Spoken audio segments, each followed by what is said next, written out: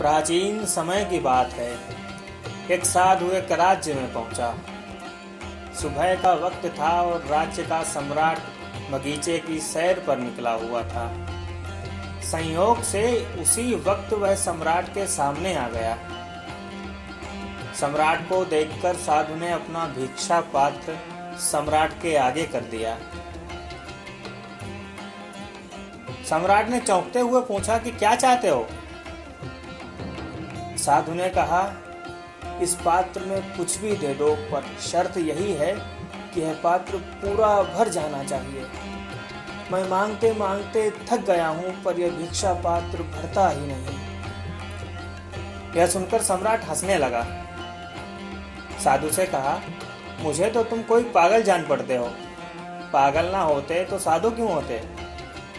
कहते हो कि यह छोटा सा पात्र भरता ही नहीं। फिर सम्राट ने अहंकार पूर्वक मंत्री को आदेश दिया कि स्वर्ण अशर्फियों से इस पात्र को भरकर इस साधु का मुंह बंद कर दो।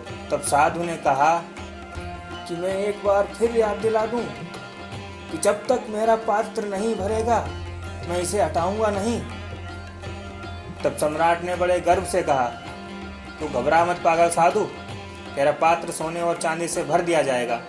लेकिन कुछ ही देर में राजा को अपनी भूल समझ में आ गई।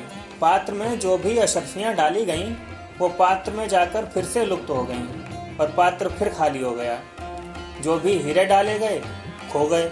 मगर सम्राट जिद्दी था। वो एक सम्राट होकर पागल साधु से हार नहीं मानना चाहता था।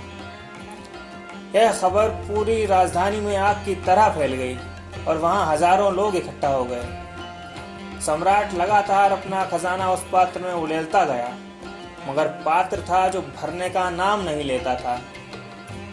सुबह से शाम हो आई और सूरज डूबने लगा।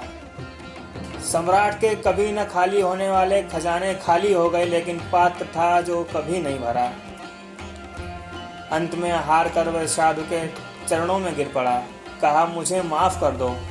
अच्छा हुआ कि आपने मेरी अकड़ मिटा दी। मैं तो सोचता था कि मेरे पास कभी न खाली होने वाला खजाना है, लेकिन यह तो तुम्हारे छोटे से पात्र को भी नहीं भर सका।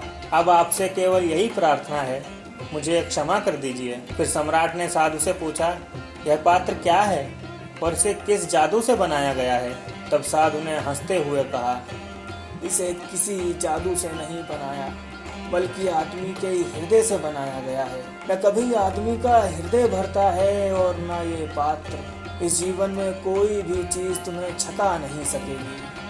तुम्हारा पात्र सदैव खाली रहेगा।